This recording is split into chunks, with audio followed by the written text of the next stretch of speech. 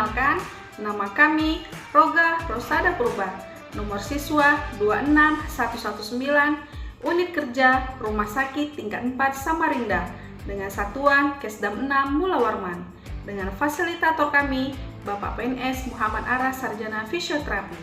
Pada kesempatan kali ini, saya akan merefleksikan agenda 4 dalam video A Learning Journal membahas tentang habituasi dan merancang aktualisasi.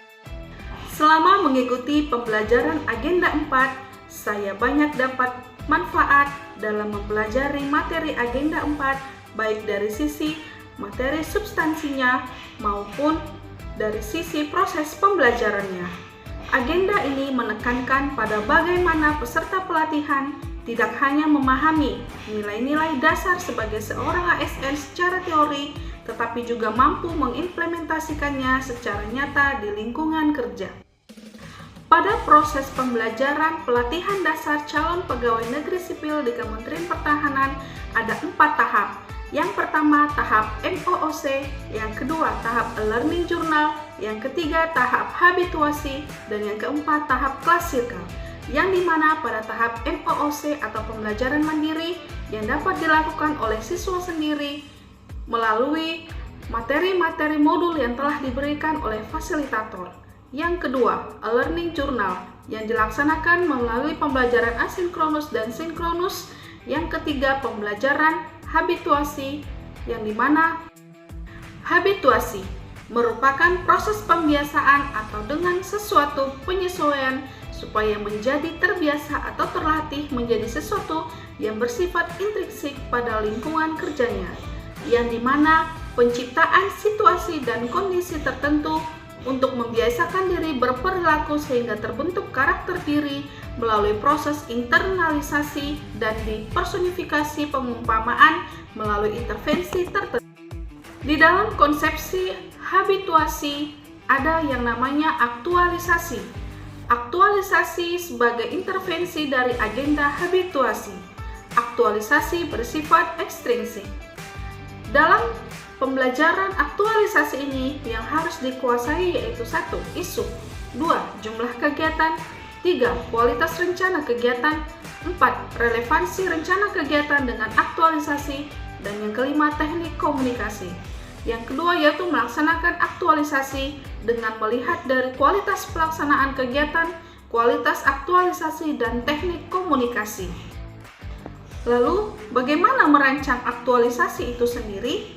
Dalam merancang aktualisasi ada 7. Yang pertama, isu apa yang saudara atau peserta temukan? Yang kedua, kegiatan kreatif apa yang digagas untuk dapat memecahkan isu tersebut?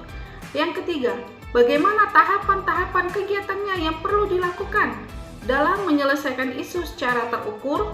4.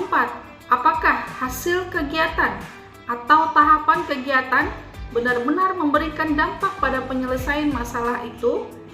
Yang kelima, apa yang akan diaktualisasikan dalam proses pelaksanaan kegiatan dalam rangka penyelesaian isu? Yang keenam, bagaimana cara mengaktualisasikannya? Yang ketujuh, bagaimana membuktikan bahwa telah terjadi aktualisasi dalam pelaksanaan kegiatan? Di dalam aktualisasi ada yang namanya isu. Apa itu isu? Isu adalah subjek yang diperdebatkan atau didiskusikan oleh orang-orang. Bagaimana kemampuan menetapkan isu? Ada 3. Yang pertama, environmental scanning, merupakan peduli terhadap masalah dalam organisasi dan mampu memetakan hubungan kausalitas. 2. Problem solving, bagaimana mampu mengembangkan dan memilih alternatif dan mampu memetakan aktor terkait dan perannya masing-masing. 3. Analisis, mampu berpikir secara konseptual, mengaitkan dengan substansi mata pelatihan, mampu mengidentifikasi implikasi atau dampak atau manfaat dari sebuah pilihan kebijakan program dan kegiatan tahapan kegiatan. Bagaimana penilaian kualitas isu? Yaitu dengan menggunakan teknik analisis isu. Yang digunakan yaitu menggunakan metode USG, urgency, seriousness, dan growth. Urgensi, seberapa mendesak suatu isu harus dibahas, dianalisis, dan ditindaklanjuti. Seriousness, seberapa serius suatu isu harus dibahas, dikaitkan dengan akibat yang ditimbulkan. Growth, seberapa besar kemungkinan memburuknya isu jika tidak ditangani sebagaimana mestinya. Di dalam merumuskan suatu isu, ada 3. 1. Pernyataan mengenai suatu isu yang ditulis secara singkat dan jelas. 2. Memuat fokus. 3. Memuat lokus.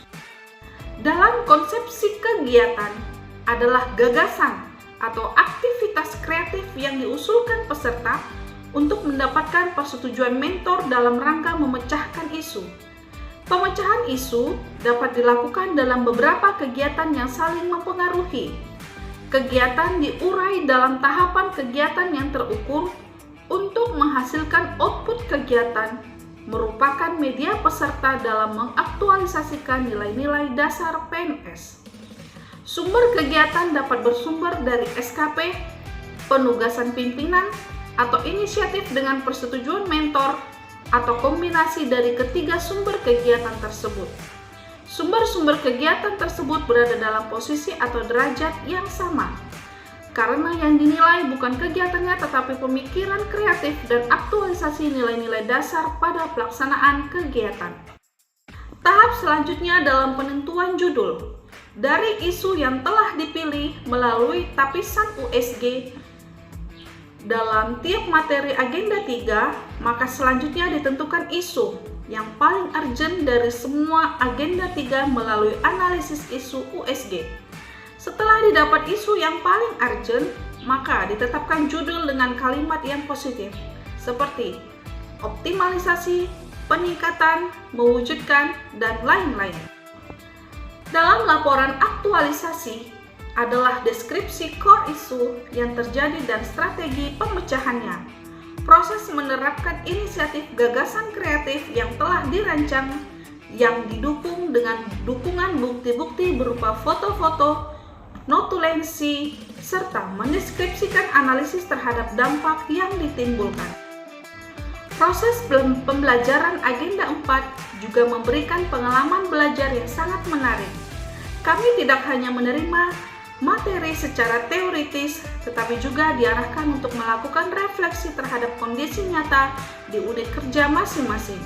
Dengan adanya bimbingan dari para coach dan mentor, kami dapat menyusun rancangan kegiatan aktualisasi ini secara nyata dan sesuai dengan tempat kerja kami masing-masing. Pembelajaran agenda 4 ini juga membuka wawasan bagi saya sendiri bahwa setiap ASN harus memiliki peran penting dalam meningkatkan kualitas pelayanan publik dan kinerja organisasi.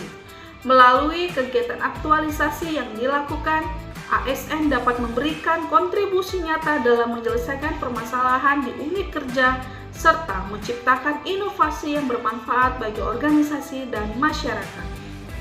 Sebagai penutup, saya berharap nilai-nilai yang telah saya pelajari dalam agenda 4 ini dapat terus saya terapkan secara konsisten dalam pelaksanaan tugas sebagai ASN. Dengan demikian, saya dapat memberikan pelayanan yang lebih baik kepada masyarakat serta mendukungnya terwujudnya birokrasi yang profesional, berintegrasi, dan berorientasi pada pelayanan publik. Terima kasih.